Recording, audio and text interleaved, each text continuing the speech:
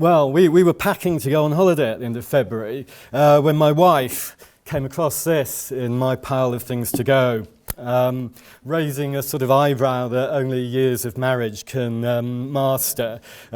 She silently stowed it away with all her Scandinavian crime angst thrillers, and it travelled away with us. I have to admit, international seafarers and transnationalism in the 21st century isn't kind of like a typical holiday read. But in fact, it was absolutely fascinating to read on our travels. No more so than in New Zealand, where we witnessed really firsthand the sort of factors that Helen explores in her book. New Zealand, for me, provided a really provocative insight into some of the really important questions that are thrown up in this book. Like the UK, it's an island nation really dependent on the sea for well over 90% of its trade. It's in recent years sailed doggedly on an open coast free market maritime policy, where the old certainties of cabotage restrictions and trade agreements have been replaced by a reliance, and a really extreme reliance on the market to provide.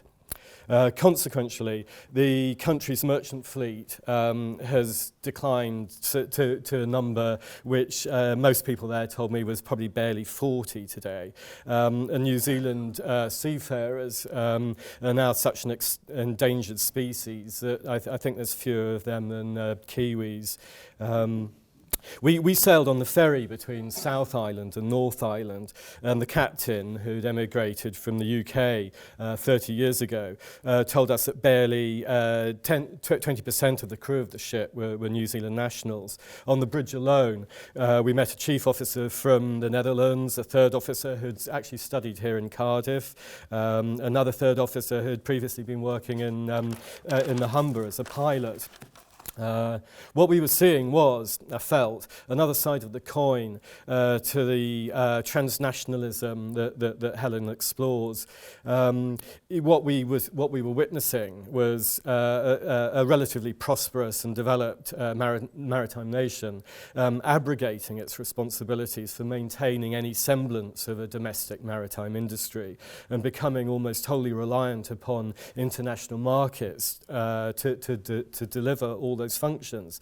What this meant in reality was that they relied on all sorts of nationalities for things like pilotage, harbour masters, and key services like that.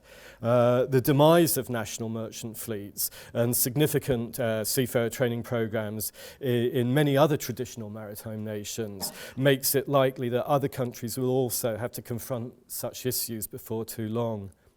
Somewhat ironically, however, in contrast to the familiar themes of exploitation and abuse that transnationalism can throw up for workers, market forces were having a positive effect upon those working in New Zealand. And I think it echoes what Malcolm was saying about the laws of supply and demand. What we saw was the soaring value of the Australian dollar and the boom in Australian offshore and shipping trade, fueling local demand or regional demand for seafarers and stoking a spike in salaries as a result. So the complex factors at play, and these thoughts and many more were triggered by Helen's book. It raises so many important questions, and I think ones that transcend shipping. They have a relevance, direct relevance to all the other increasing numbers of services and industries which are now adopting transnational modes of operation and organisation. I actually found it impossible to leave the book without an overpowering impression that the shipping industry had embarked upon something of an uncharted voyage when it began to embrace the policies of open registers and low-cost crewing. Helen's done a terrific job in spelling out the human consequence of such changes. It was impossible not to be deeply moved by some of the comments made to her by seafarers. They serve to demonstrate a really important point. We often hear how the globalised maritime labour market is defended on the grounds that, for instance, Filipino seafarers serving on ships running on inter-European routes are paid at rates well beyond the level of most professions in their home country. But the thing goes deeper than that, and I think that's what this book highlights, the way that relatively large amounts of money do not compensate for the fragility of voyage-by-voyage contracts, and what Helen describes as the personal costs in terms of loneliness, isolation, and the development of emotional gulfs between regularly employed seafarers and their families. I would argue that that the industry has been remarkably superficial in its assessment of the psychological effects of the radical operational changes of the past 30 or 40 years.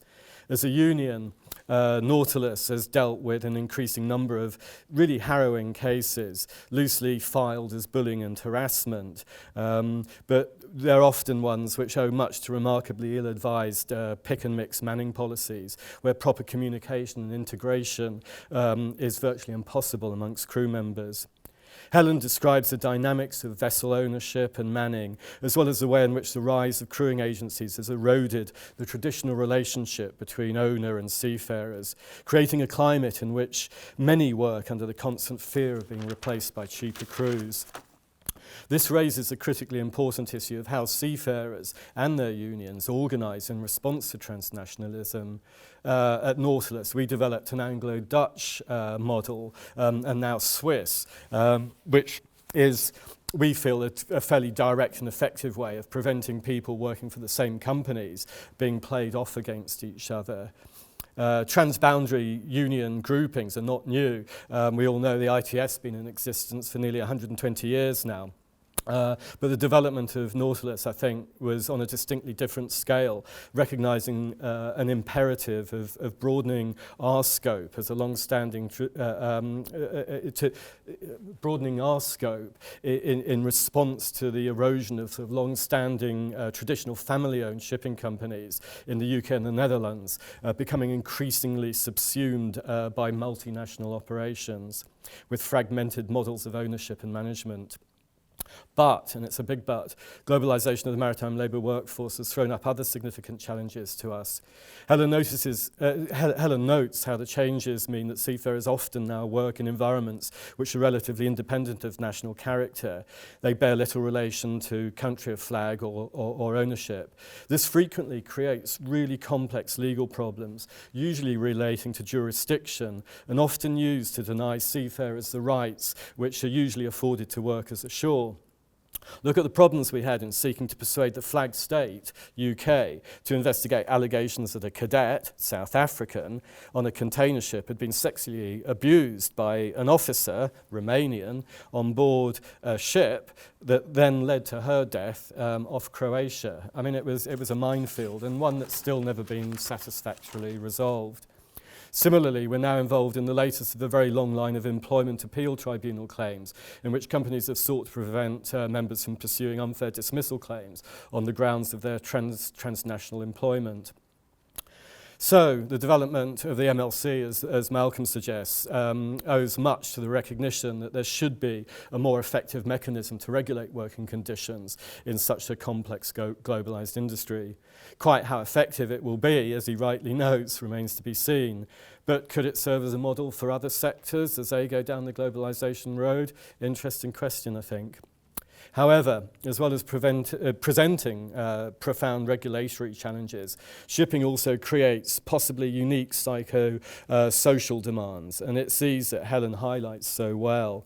I think the first speaker used the word remarkable for this book, and I think that summed it up perfectly. And I think it's remarkable how we've gone backwards in considering the quality of life issues at sea. The pernicious effects of things like long working hours, noise, vibration and isolation seem to have slipped down the agenda despite the excellent work done by CERC here to put academic substance behind the long-held contentions and complaints of seafarers and their representatives. But Helen rightly points to the way in which such factors not only have a damaging effect on recruitment and retention, but also help to widen the gulf between ship and shore. Seafaring is, of course, inherently a somewhat out of sight and out of mind occupation, especially today when so many people seem to believe that everything comes and goes on aircraft. But there's immense dangers in further marginalising seafarers, not just through the working systems, onboard conditions and lack of secure employment, but also through the profound trends of criminalisation and discrimination.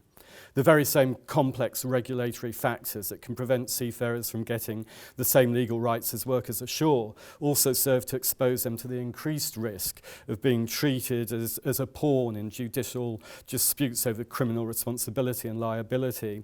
It's a fairly nasty double-edged sword, made all the more nastier by such things as the frequent denial of shore leave in many parts of the world. Things like the Seafarer ID Convention, the ISPS Code, the Fair Treatment Guidelines, these are all meant to provide safeguards for seafarers, but I think there's some very reasonable questions to be asked about how effective they are. Once again, we touch on hugely significant issues of global governance and the ability to properly regulate multinational operations. These are questions in the 21st century that go far beyond shipping and seafarers and affect all of us wherever we are and whatever we do. I was really interested to see Helen's comments about onboard communications and the potential that the internet and electronics offer in breaking down some of the structural and physical constraints that face seafarers. Could this be the way in which seafarers can forge a new way of interrelating and a powerful alternative structure of organisation? Other diverse groups around the world have pioneered strong and cohesive bonds through the World Wide Web, and the dot-com generation of seafarers may hopefully be able to harness technology to break many of the barriers that Helen identifies in her book. So those are my random thoughts on reading the book. Like everyone else, I'd really like to thank Helen for inviting me here to speak. I honestly believe it's a really, really important work and one that goes far beyond shipping to have lessons for everyone. And thoroughly commend it to everyone. If you haven't read it, please do. Thanks.